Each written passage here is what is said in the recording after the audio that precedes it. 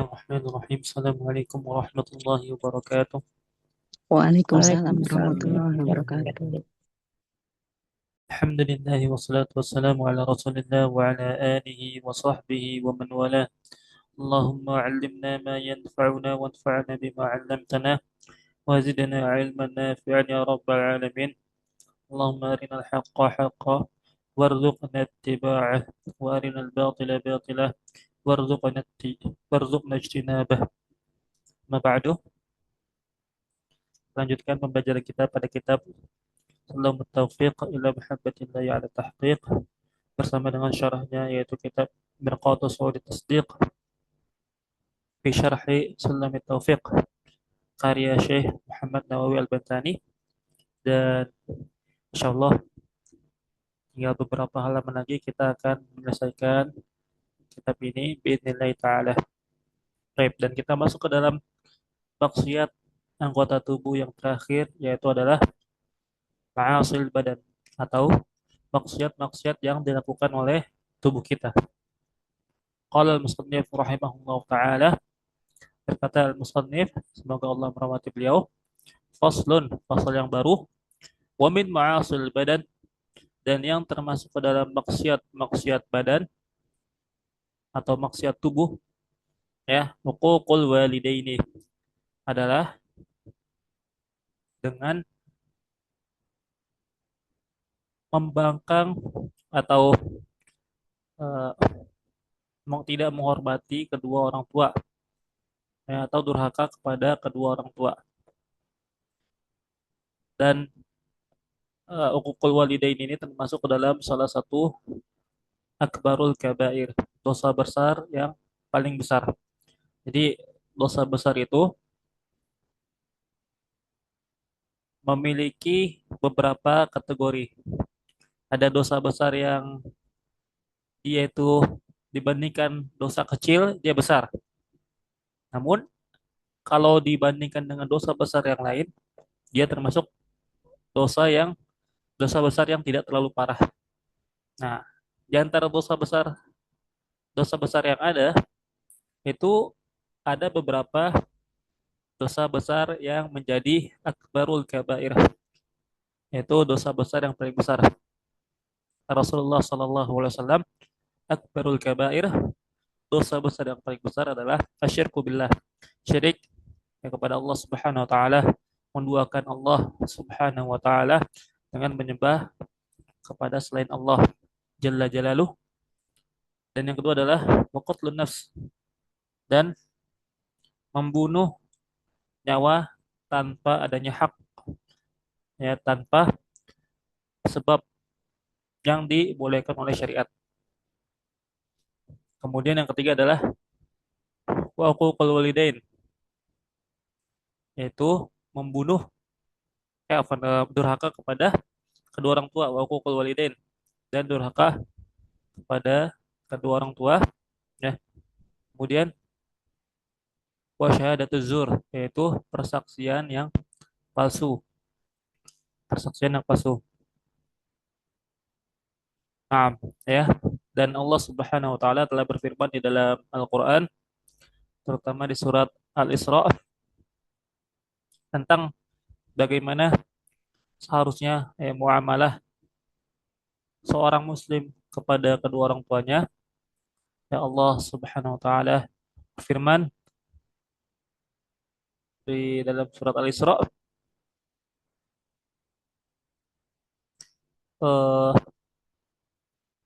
Waqur rabbirhamhuma kama rabbayani shaghirah, dan katakanlah, ya Allah, rahmatilah kedua orang tuaku sebagaimana mereka, ya, menyayangiku ketika aku kecil. Ya Allah, rahmatilah atau sayangilah kedua orang tuaku sebagaimana mereka menyayangiku ketika aku kecil. Dan juga di dalam ayat yang lain Allah Subhanahu wa taala berfirman, wa in jahadaka litusyrika bi ma laysa laka bi ilmu fala tuti'huma wa sahibahuma fid dunya ma'rufah. Ya, di dalam surat Luqman Allah Subhanahu wa taala menjelaskan bahwasannya apabila kedua orang tua kita menyuruh kita untuk berbuat kesyirikan, maka kita tidak boleh untuk mentaati kedua orang tua kita. Dan setelah itu Allah tidak menyuruh kita untuk mencela atau mengabaikan kedua orang tua kita dikarenakan mereka menyuruh kita untuk berbuat kesyirikan. Namun Allah Subhanahu wa taala menjelaskan washahibuhuma fid dunya ma'rufah, dan eh, bermuamalah ya kepada mereka dan berinteraksilah kepada mereka dengan cara yang baik, dengan cara yang baik.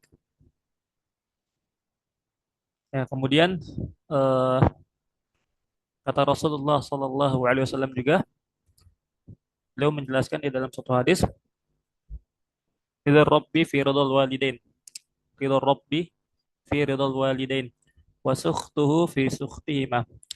Sungguhnya ridho Allah Subhanahu wa taala ada pada ridho kedua orang tua, dan murkanya Allah Subhanahu wa taala juga ada pada murka kedua orang tua. Dan tentu ya, dengan kita berbakti kepada kedua orang tua kita, baik ketika mereka masih hidup maupun ketika mereka setelah meninggal dunia, tetap ya kita diperintahkan untuk berbuat baik kepada mereka, namun dengan cara yang berbeda. Ketika masih hidup, ya kita berinteraksi, ya bermuamalah, mengucapkan perkataan yang baik, mentaati apa yang mereka perintah selama bukan dalam hal kemaksiatan kepada Allah Subhanahu wa taala, ya. Adapun ketika mereka meninggal, ya cara berbakti kepada kedua orang tua adalah dengan mendoakan mereka dengan ampunan, ya.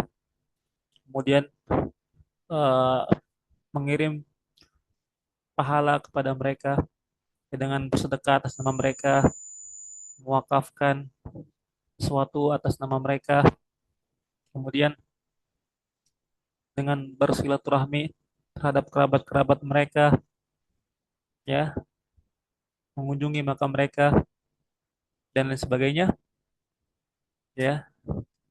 Dan itu merupakan sebuah pahala yang besar di sisi Allah Subhanahu wa taala. Nah, selanjutnya wal firaru minaz zahf, yaitu kabur dari peperangan yang berkecamuk.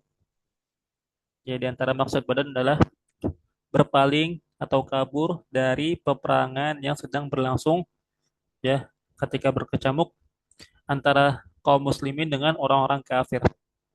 Ini juga merupakan dosa besar. Disebutkan ya di antara 7 dosa besar adalah wat tawalli yaumaz zahaf.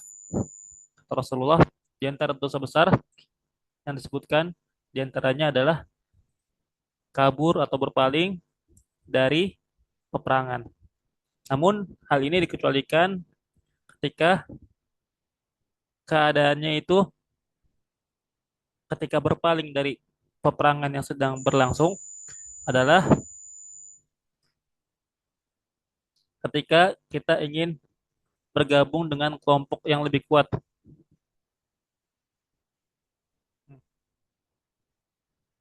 ya, atau ketika kita ingin menyusun strategi, ya, misalnya ketika perang sedang berlangsung kemudian kita keluar dari peperangan tersebut untuk memanggil bantuan, misalnya kata Allah illa mutaharrifan liqitalin au mutahayyizan ila fi'atin faqad ba'a bighadabin minallahi wa ma'wahu jahannam wa bi'sal mihad. Kata Allah Subhanahu wa taala afana wa may yuwallihim yawma idzin dubrahu illa mutaharrifan liqitalin aw mutahayyizan ila fi'atin faqad ba'a bighadabin minallahi wa ma'wahu jahannam wa bi'sal masir. Ya, barang siapa yang berpaling yang ketika dalam peperangan kecuali dalam hal ya mutaharrifan liqitalin, yang ketika orang tersebut eh, berpaling untuk menyusun strategi, ya, atau mutahayyizan ila fiatin, ya, atau meminta bantuan kepada orang atau kelompok yang lebih kuat. Nah, maka orang yang kabur dari peperangan itu, faqad ba'a bighadabin minallah, maka ia akan, ya, atau mereka telah kembali dengan kemurkaan dari Allah Subhanahu wa taala. Wa ma'wahum jahannam wa bi'sal mihad. Maka tempat kembali mereka adalah neraka jahanam, dan itu merupakan seburuk-buruknya tempat kembali. Nah, kemudian waqati atur rahim, yang termasuk dalam maksiat badan adalah memutuskan hubungan silaturahim. Dan yang dimaksud dengan ar-rahim ya di dalam syariat itu adalah setiap orang yang memiliki hubungan nasab dengan kita. Namun di dalam adat kita ya, di dalam adat kita, dalam kebiasaan orang-orang Indonesia, terlalu memperluas makna silaturahim. Ketika seorang mengunjungi temannya ya, atau mengunjungi eh, baik itu yang memiliki hubungan nasab atau bukan, itu semuanya disebut dengan silaturahim. Padahal dalam syariat yang benar adalah, yang dimaksud dengan silaturahim adalah ketika kita menjalin hubungan, menjaga hubungan kita dengan orang-orang yang memiliki hubungan nasab dengan kita. Adapun untuk tetangga misalnya ya, atau teman, maka itu tidak disebut dengan silaturahim, melainkan disebut dengan eh, memperkerat ukhuwah ya, atau eh, disebut dengan ukhuwah imaniyah atau ukhuwah islamiyah. Atau kalau dalam hal berkunjungnya, dalam hal berkunjung disebut dengan ziarah ya, ziarah. Adapun untuk yang memiliki hubungan nasab seperti misalnya dengan saudara kandung ya, dengan orang tua, dengan bibi, paman ya, baik dari ibu maupun dari bapak, dengan kakek, nenek, keponakan dan lain sebagainya ya, maka itulah yang disebut dengan silaturahim. Itulah yang disebut dengan silaturahim. Yaitu ketika kita menjaga hubungan ya dengan orang-orang yang memiliki hubungan nasab dengan kita. Dan memutuskan tali silaturahim merupakan dosa yang besar. Merupakan dosa yang besar yang dimana Rasulullah SAW pernah bersabda mengenai orang yang memutuskan tali silaturahim. Kata Rasulullah, la yadkhulul jannata qati'un. Tidak akan masuk surga orang yang memutus.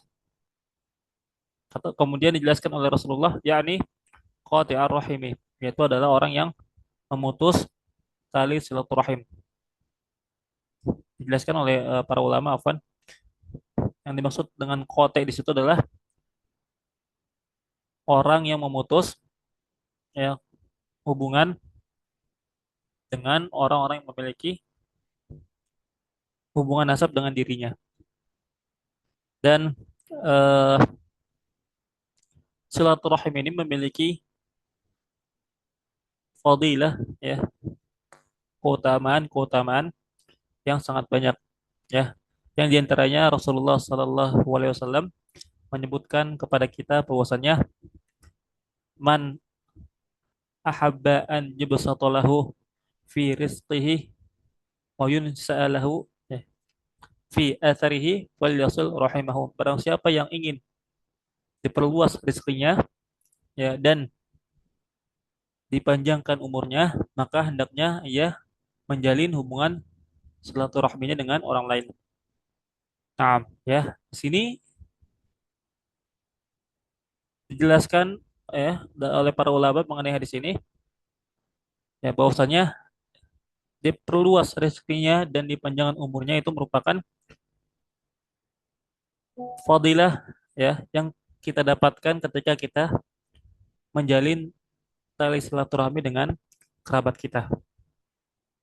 Baik secara hakiki ya, maksudnya memang Allah Subhanahu wa taala ya meluaskan rezeki kita dan memanjangkan umur kita, atau misalnya dengan silaturahim tersebut menjadi sebab ya, menjadi sebab bahwasannya rezeki kita diperluas ketika seorang suka atau membantu orang lain, kerabatnya yang membutuhkan, sering berkunjung, maka hal tersebut akan muncul al-uns, ya, akan muncul hubungan yang baik, ya, dengan saudara-saudara kita. Nah, ketika hubungan baik tersebut terjaga, maka sudah pasti ketika orang yang sedang eh, mengalami kesulitan, terutama misalnya kesulitan dalam hal ekonomi, ya maka kerabat-kerabat pasti akan membantu. Ketika orang, ya, menjaga hubungan silaturahminya dengan keluarganya, maka insya Allah keluarga-keluarganya akan membantu dia dalam hal finansial, misalnya. Itu bisa kita kategorikan ke dalam bab, ya, diluaskan rezekinya, karena pintu rezeki Allah itu luas, ya, bisa berupa, ya, bayaran kita dari pekerjaan, ya, atau ya bantuan-bantuan dari sekitar, atau dijaganya kita dari mara bahaya dan lain sebagainya. Itu juga termasuk dalam rezeki Allah Subhanahu wa taala. Ya, diberikan keluarga yang sakinah, ya, hubungan dengan kerabat yang terjaga, yang tidak ada masalah. Ya, betapa banyak kita melihat bahwasannya orang yang memiliki hubungan yang retak, yang tidak baik, tidak harmonis dengan keluarganya sendiri. Ya. Kemudian yang dimaksud dengan wa yunsha'alahu fi atharihi, dan dipanjangkan umurnya adalah baik dipanjangkan umurnya secara hakiki, ya, dengan eh, diubah atau ajal yang ada di catatan malaikat itu, ya, dihapus dan diubah. Kemudian bisa juga yang dimaksud itu adalah dengan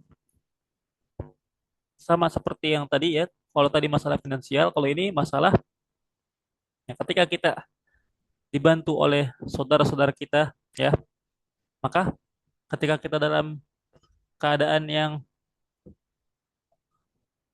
ketika kita dalam keadaan yang sulit diakibatkan terkena musibah misalnya, yang musibah tersebut dapat membahayakan nyawa kita.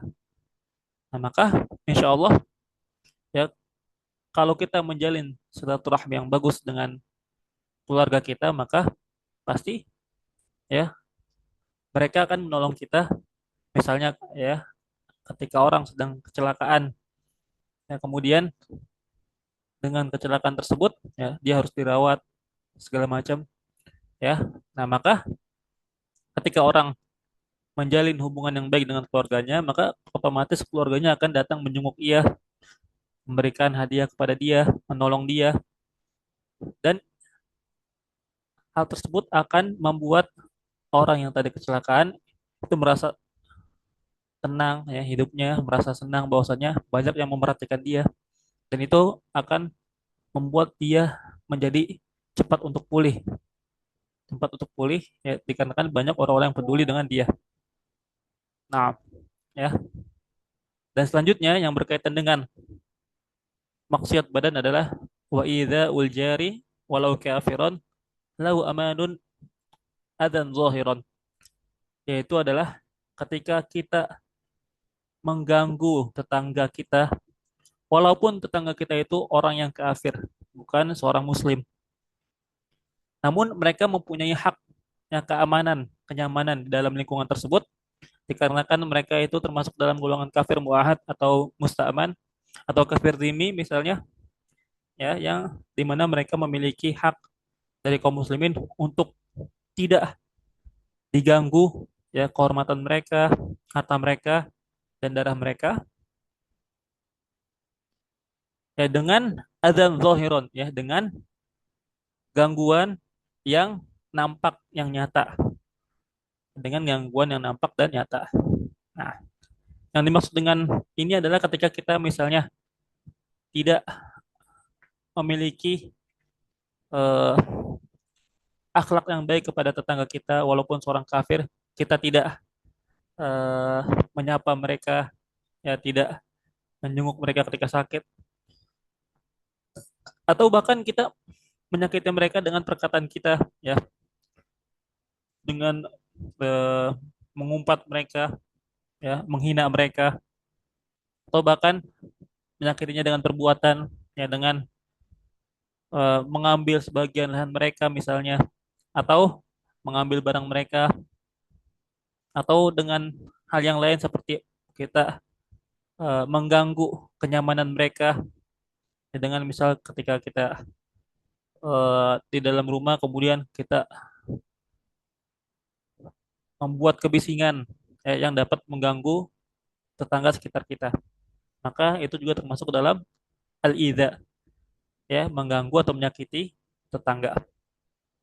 Ya, walaupun bukan dengan musik misalnya, ya, dengan ketika kita berkumpul keluarga kita teriak kenceng-kenceng, ya, ngobrol dengan kenceng-kenceng, ya, nah, itu juga termasuk dalam eh, merusak atau menyakiti perasaan tetangga. Atau bahkan di zaman sekarang misalnya, ya, ketika kita membakar sampah, ya, di rumah kita, kemudian asapnya itu sampai ke rumah tetangga kita, yang tentunya kita sepakat bahwasanya asap dari pembakaran sampah tersebut adalah merupakan asap yang dapat membuat orang lain itu mengalami permasalahan di dalam pernapasannya, di dalam organ pernapasannya, di dalam sistem pernapasannya. Maka ini juga termasuk ke dalam idza, ya, ke dalam konteks menyakiti tetangga yang zahir, yang nampak, yang kelihatan, atau kelihatan.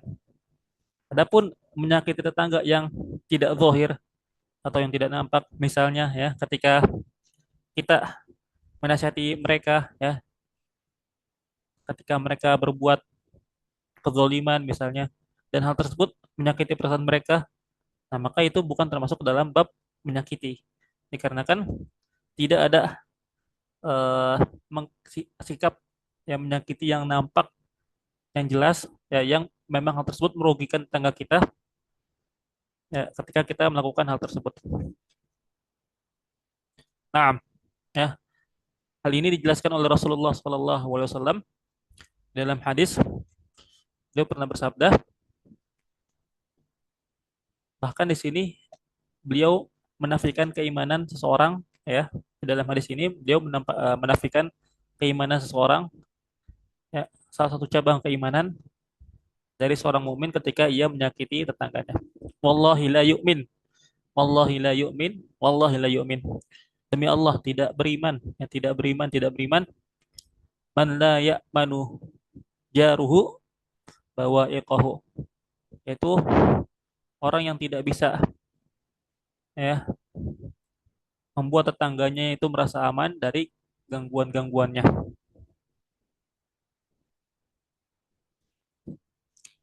Oleh karena itu, sebagai seorang muslim yang dimana kita diperintahkan untuk berbuat baik kepada tetangga, ya, bahkan di dalam hadis, eh, la yazalu Jibril yusini bil jar hatta tunantu annahu sayuwarrithuhu, ya, senantiasa Jibril menasihatiku tentang masalah tetangga sampai aku mengira bahwasanya tetangga akan mendapatkan hak waris, ya, bagi seseorang yang tinggal atau yang menjadi tetangganya. Dikarenakan sakingnya Islam menyuruh kita untuk berbuat baik kepada tetangga, seakan-akan tetangga itu mendapatkan jatah waris dari kita ketika kita meninggal misalnya. Nah, dan Rasulullah Shallallahu Alaihi Wasallam juga bersabda dalam hadis, "Man kana yu'minu billahi wal yawmil akhir, ya, fal yukrim jarahu." Barang siapa yang beriman kepada Allah dan hari akhir, maka hendaknya ia memuliakan tetangganya. Nah,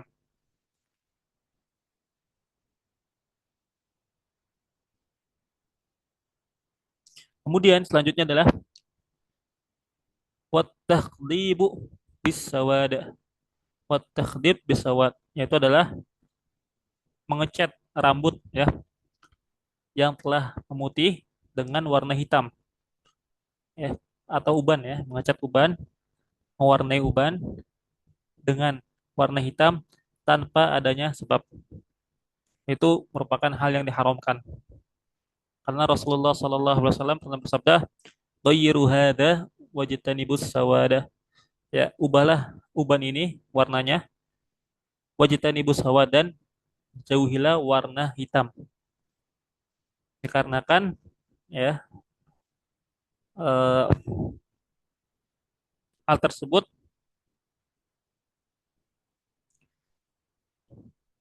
apa namanya merupakan uban itu merupakan peringatan atau tanda bahwasannya umur hamba tersebut sudah semakin berkurang. Ya, tinggal sedikit lagi umurnya. Ya, kata Allah di dalam Al-Quran, wajah akumun nadir, ya, dan telah datang kepadamu pemberi peringatan. Dan sebagian mufassir mengartikan nazir di situ adalah uban, syaib. Ya, jadi uban itu sebagai pengingat bagi kita bahwasanya kita ini udah tua, ya, udah jangan bertingkah yang macam-macam, ya, lebih mendekatkan diri lagi kepada Allah Subhanahu Wa Taala. Malu sama uban, ya, uban udah banyak tapi kelakuan ya kayak seorang yang tidak mencerminkan orang yang muslim, ya, tidak mencerminkan seorang muslim.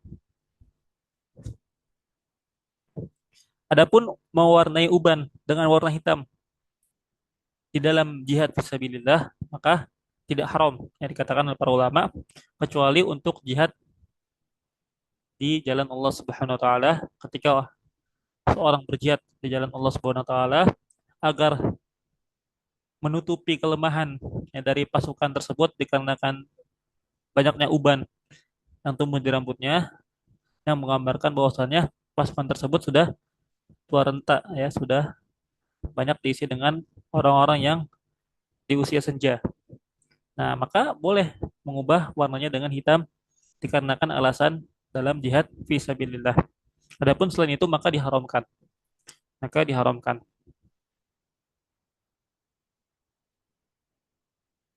Kemudian ya disunahkannya dengan warna selain hitam, ya, baik itu warna merah ya atau warna pirang dan lain sebagainya.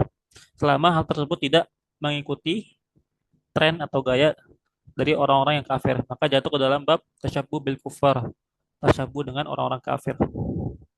Nah,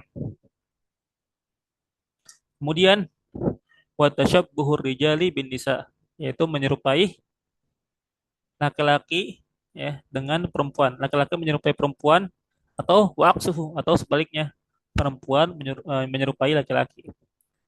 Ya, baik menyerupainya itu dengan sikap ya, dengan tingkah laku ya seperti perempuan atau menyerupainya dengan memakai atribut-atribut ya yang dikhususkan untuk perempuan. Maka itu diharamkan. Kata Rasulullah sallallahu alaihi wasallam dalam suatu hadis, ya, la'natullahi 'alal mutasyabbihin birijal, 'alal mutasyabbihin minar rijali bin nisa, wa 'alal mutasyabbihati minan nisa'i birijal. Ya, semoga Allah melaknat orang yang menyerupai perempuan dari kalangan laki-laki atau sebaliknya, ya, perempuan yang menyerupai laki-laki. Dan hal itu merupakan bentuk dosa besar dikarenakan terdapat laknat di dalam hal tersebut. Nah, ya, dan ini jelas ya. Kemudian selanjutnya adalah wa isbalu tsaub, yaitu mengisbalkan baju, ya, mengisbalkan baju. Nah, baik ya, mengisbalkan baju tersebut dalam hal pakaian, gamis ya, atau baju atau celana misalnya atau sorban ya. Namun di sini dengan catatan lil khuyala, lil khuyala dengan atau untuk kesombongan, untuk kesombongan. Dan ini merupakan permasalahan fikih ya yang dimana para ulama berbeda pendapat mengenai masalah isbal. Sebagian ulama mengatakan bahwasanya isbal itu haram secara mutlak, baik dengan kesombongan atau tidak dengan kesombongan. Isbal itu sendiri sudah haram. Ya. Apabila dilakukan dengan kesombongan, maka bertambah lagi keharamannya. Itu pendapat sebagian ulama ya. Pertama ulama masyayikh muasirin seperti Syekh Saimin misalnya, Syekh bin Bas dan lain sebagainya. Namun jumhur ulama, ya, ulama-ulama salaf terdahulu, mereka berpendapat bahwasannya seperti Al-Imam Ibnu Hajar Al-Asqalani, ya, mereka berpendapat bahwasannya di dalam bab ini seharusnya dalil-dalil yang sifatnya itu mutlak ya dibawa kepada dalil-dalil yang sifatnya muqayyad, ya. Dalil-dalil yang sifatnya mutlak yang tidak mengikat harus dibawa kepada dalil-dalil yang muqayyad yang sifatnya mengikat. Ya, jadi bahwasannya isbal itu tetap diharamkan apabila dia dilakukan dengan maksud kesombongan. Namun apabila dilakukan tanpa kesombongan maka tidak haram. Maka tidak haram. Ya, ini merupakan pendapat jumhur ulama. Bahkan Imam Syafi'i rahimahullah taala mengatakan atau minimal makruh, hukumnya makruh. Ya, makruh. Makruh tanzih ya. Kemudian wal hinna'u fil yadaini wa rijlaini lirrajuli bila hajatin, dan memakai hinna ya. Memakai hinna, hinna itu adalah suatu hal yang dipakai ya oleh perempuan dengan maksud untuk mempercantik diri ya, menghias diri dengan hina tersebut di hadapan orang yang halal baginya.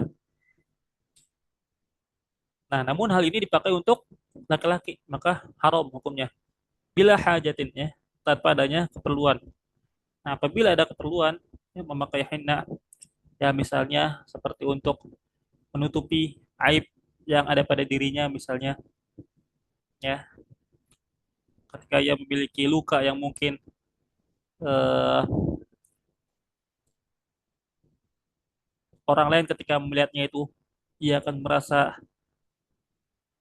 ilfil atau jijik gitu misalnya, ya maka diperbolehkan bagi dia untuk memakai henna ya untuk menutupi lukanya tersebut dikarenakan adanya hajat di situ. Nah, dan hal tersebut masuk ke dalam bab tasyabuh bin nisa, ya masuk ke dalam bab menyerupai kaum wanita. Nah, kemudian selanjutnya adalah waqat'u al-fardhi bi ghairi uzrin, yaitu memutus ya waqat'u al-fardhi ya memutus perbuatan yang wajib ya tanpa adanya uzur seperti sholat atau saum misalnya, ya seperti sholat atau saum yang wajib barang siapa yang meninggalkan ya, kotor di sini maksudnya adalah meninggalkan ya, atau memutusnya ketika dia sedang sholat kemudian dia memutus hal tersebut ya, meninggalkan sholatnya, membatalkan sholatnya atau membatalkan saumnya tanpa adanya uzur ya, maka hal tersebut diharamkan karena Allah Subhanahu wa taala berfirman dalam Al-Qur'an wala tubtilu a'malakum, janganlah kalian membatalkan amal-amal kalian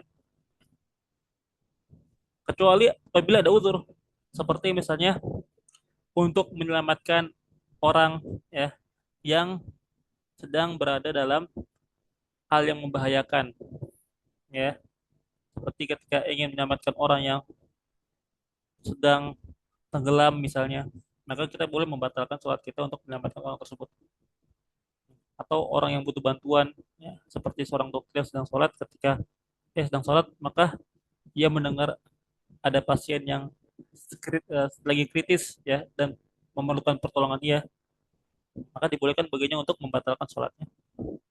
Nah, adapun tanpa sebab, tanpa hajat, maka diharamkan. Kemudian selanjutnya adalah waqat'u naflil haji wal umrah, dan memutuskan sunnah-sunnah haji dan umrah. Dan ini juga merupakan suatu dosa Karena ya haji yang sifatnya sunnah atau umroh yang sifatnya sunnah itu seperti kita melakukannya dalam seperti kita melakukan haji yang wajib atau umroh yang wajib. Maksudnya gimana? Maksudnya ya ketika seorang telah melaksanakan haji ya, kemudian ia melaksanakan haji tahun depannya lagi, walaupun haji yang kedua itu sunnah, namun ketika ia telah masuk ya ketika ia telah berniat untuk melaksanakan umroh tersebut, walaupun hukumnya sunnah, namun tidak boleh dibatalkan. Tidak boleh dibatalkan dikarenakan dengan dia masuk ke dalam haji tersebut, maka dia wajib untuk menunaikan segala aktivitas-aktivitas yang ada pada syariat haji. Begitu juga dengan umroh. Ya, ketika umroh, ketika ia telah melaksanakan umroh sekali, maka umroh selanjutnya itu merupakan sunnah hukumnya bagi dia. Maka ketika ia telah niat ihram untuk umroh, maka tidak boleh dia membatalkannya. Ya, tidak boleh dia membatalkannya dan dia wajib menyelesaikan umroh tersebut. Kemudian pemuhakatul mu'min istihzaan bih ya, dan al muhakah ya, atau uh, mengikuti ya apa namanya mengikuti atau menyerupai seorang mukmin ya, baik dalam perkataannya maupun perbuatannya istihzaan bih, dengan maksud mencela, ya, dengan maksud mencela untuk menghina seorang muslim tersebut ya. Eh, Sebagai contoh misalnya ketika seseorang eh, apalagi di dalam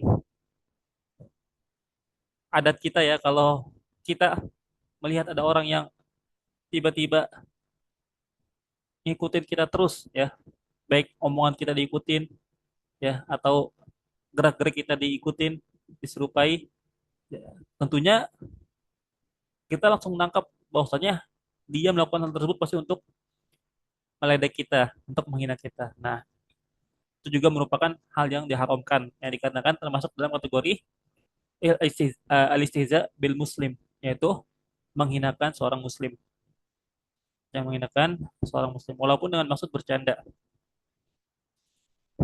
Nah, selanjutnya adalah wat tajassusu ala auratin nas, yaitu dengan mencari-cari ya aib-aib pada setiap orang ya.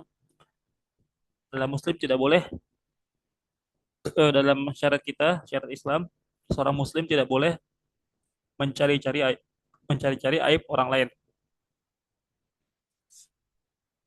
Aib yang sudah nampak di depan kita saja, ya, ketika kita melihat aib dari seorang mukmin di depan mata kita, ya, ketika seorang muslim tersebut melakukan perbuatan yang diharamkan Allah Subhanahu wa taala, maka sikap kita itu diam, tidak menyebarkannya dan menasihatinya dia dalam kesendirian, ya, di dalam sendirian ketika tidak ada orang lain maka kita nasihati.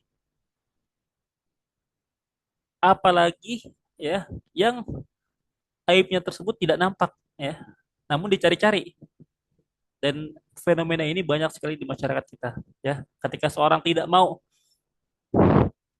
menerima bahwasannya orang lain lebih baik dari dia, baik dari segi harta maupun dari segi keilmuan, maka pasti orang yang iri tersebut akan mencari-cari aib orang yang dia iri terhadapnya, baik dengan menjatuhkan dia di depan orang-orang lain ya, membicarakan dia ya, atau bahkan memfitnah dia ya, memfitnah dia padahal dia tidak seperti itu. Bahkan di dalam ya, dunia dakwah itu merupakan hal yang biasa ya, ketika seorang tidak suka dengan atau berbeda pendapat ya dengan orang lain ya, seorang ustadz berbeda pendapat dengan ustadz yang lain, padahal pendapat tersebut merupakan pendapat yang para ulama itu pernah mengatakannya. Itu merupakan pendapat ulama terdahulu. Ya, namun banyak orang-orang, ya bahkan orang awam pun ikut nimbrung di dalam mentahzir atau menghinakan ustadz tersebut dan menganggap ustadz tersebut telah melakukan penyimpangan. Nah, ini berbahaya sekali ya. Ini berbahaya sekali yang dimana dia telah melakukan dua kesalahan yang besar. Yang pertama, dia menghinakan ya seorang yang mungkin menjadi kekasih Allah Subhanahu wa taala, walinya Allah Subhanahu wa taala, yaitu orang yang berilmu, seorang ulama ya. Kemudian yang kedua, dia telah mencari aib ya, tatabul aib ya atau tajassus. Dia mencari-cari aib seorang muslim yang tentu hal ini diharamkan di dalam syariat kita. Yang dimana kata para ulama, nah, lahmul alim masmum. Dagingnya para ulama itu adalah racun.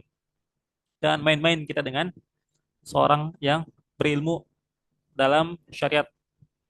Maka kita sama saja menjatuhkan diri kita ke dalam lubang kebinasaan. Tidak boleh kita membiarkan lisan kita ya menghinakan orang-orang yang sudah berjasa kepada umat Islam, yang mengajarkan orang-orang. Apabila kita mengetahui bahwasanya ustadz itu manusia yang memiliki kesalahan, ya, kekeliruan dalam pendapat, ya, namun tentunya hal tersebut harus disikapi dengan baik, dengan kelembutan, ya. Dan yang menasihati ustadz tersebut, ya, orang yang berilmu juga, bukan kita sebagai orang awam, ya, ikut nimbrung. Kita sebagai orang awam, sikap kita ketika melihat seorang ustadz yang salah, nah, kita hanya mengingatkan, ya. Adapun diterima atau tidaknya, ya, itu urusan beliau, ya, urusan si ustadz tersebut. Nah, dan di zaman sekarang ini, ya, fenomena ini tuh menjadi suatu hal yang dianggap biasa, bukan suatu dosa oleh banyak orang. Bahkan orang yang sudah ngaji pun, ya, banyak yang terjatuh ke dalam hal ini. Ya, nasallahu salamata wal afiyah. Semoga Allah Subhanahu wa taala menjaga diri kita dari hal-hal seperti ini. Kemudian selanjutnya adalah wal washmu, ya, dan mentato. Mentato di dalam syariat kita itu haram hukumnya. Karena Rasulullah sallallahu alaihi wasallam bersabda, la'anallahu wal la'anallah al-washimat wal mustaushimat. Ya, Allah Subhanahu wa taala melaknat orang-orang yang mentato dan yang minta ditato. Allah Subhanahu wa taala melaknat orang yang mentato dan orang yang dimintai tato atau orang yang diminta dibuatkan tato. Keduanya sama-sama dilaknat, baik yang mentatonya maupun yang minta ditato. Ya, dan kata para ulama, adanya laknat dalam suatu perbuatan dosa itu menunjukkan bahwasannya dosa tersebut merupakan dosa yang besar. Ah. Kemudian wahajrul muslim fauqa thalathin, dan menghajar, ya, dengan hak, ya, bukan hajar bahasa Indonesia, namun menghajar, yaitu mendiamkan seorang muslim, ya, tidak berkomunikasi dengannya selama lebih dari 3 hari. Ketika kita memiliki masalah dengan muslim, ya, maka cepat-cepatlah kita berdamai dengan, ya, kita minta maaf. Walaupun kita tidak salah, dia yang salah, maka kita duluan yang minta maaf, tidak apa-apa. Ya, hal itu lebih baik kata Rasulullah, ya. Orang yang terbaik di antara mereka adalah ketika dua orang muslim yang sedang bertengkar, maka orang yang paling baik di antara mereka adalah menjabda'u bisalam, yaitu orang yang pertama kali memulai mengucapkan salam, ya, menegur duluan. Kata Rasulullah, wala yahjur akhahu al-muslim fauqa thalathil layalin. Tidak boleh menghajar, ya, memboikot seorang muslim lebih dari 3 hari. Lebih dari 3 hari. Nah, di zaman sekarang, ya, lebih parah lagi. Bukan lebih dari 3 hari, bahkan selamanya ketika seorang memboikot seorang muslim yang lainnya. tiap perkataan yang ia dengar dari orang tersebut pasti dianggap itu suatu kesalahan, tidak benar, suatu eh, hal yang dia tidak mungkin percaya dikarenakan dia berbeda kelompok dengan dirinya.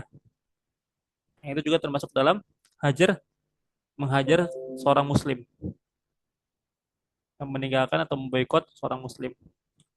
Kita perhatikan banyak hal ini terjadi bukan dalam permusuhan ya yang misalnya memiliki sengketa dengan orang lain atau memiliki masalah dengan orang lain, namun lebih ke permasalahan permasalahan kelompok ya ketika kelompok A dan kelompok B itu berbeda pendapat, maka kelompok A mengatakan kelompok B ini sesat ya atau kelompok B mengatakan kelompok A ini sesat, padahal keduanya sama-sama memiliki ulama yang dijadikan pegangan, yang dijadikan rujukan dalam mengambil pendapat tersebut. Nah, makanya hendaknya kita sebagai seorang muslim kita lebih berhati-hati dalam bersikap, ya, lebih selamat apabila kita diam ketika orang-orang sedang membicarakan kejelekan orang lain, ya, menyesat-nyesatkan orang lain yang padahal belum tentu sesat, yang kecuali yang kesesatannya itu nyata, yang benar-benar sesat dianggap sesat oleh para ulama secara ijma. Ya, ketika orang lain mengingkari bahwasanya hadis Nabi itu merupakan hadis-hadis yang sahih misalnya, sebagian orang ada yang mengatakan bahwasanya Sahih Bukhari itu adalah kitab yang palsu. Dan tentu ini merupakan kesesatan yang nyata yang ia maksud untuk menolak hadis Nabi. Nah, orang yang seperti ini boleh kita kita jauhi, ya kita boikot. Dikarenakan supaya kita tidak termakan syubhat dari dia.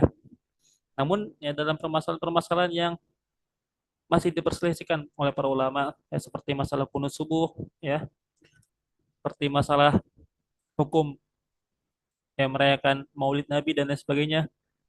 Ya, itu masih perkara-perkara yang para ulama itu khilaf di dalamnya. Dan hal tersebut tidak mengeluarkan seseorang dari derajat ahlus sunnah wal jamaah. Oleh karena itu, sebagai seorang muslim yang bijak, hendaknya yang kita saling menghormati, saling menghargai antara pendapat yang satu dengan yang lainnya.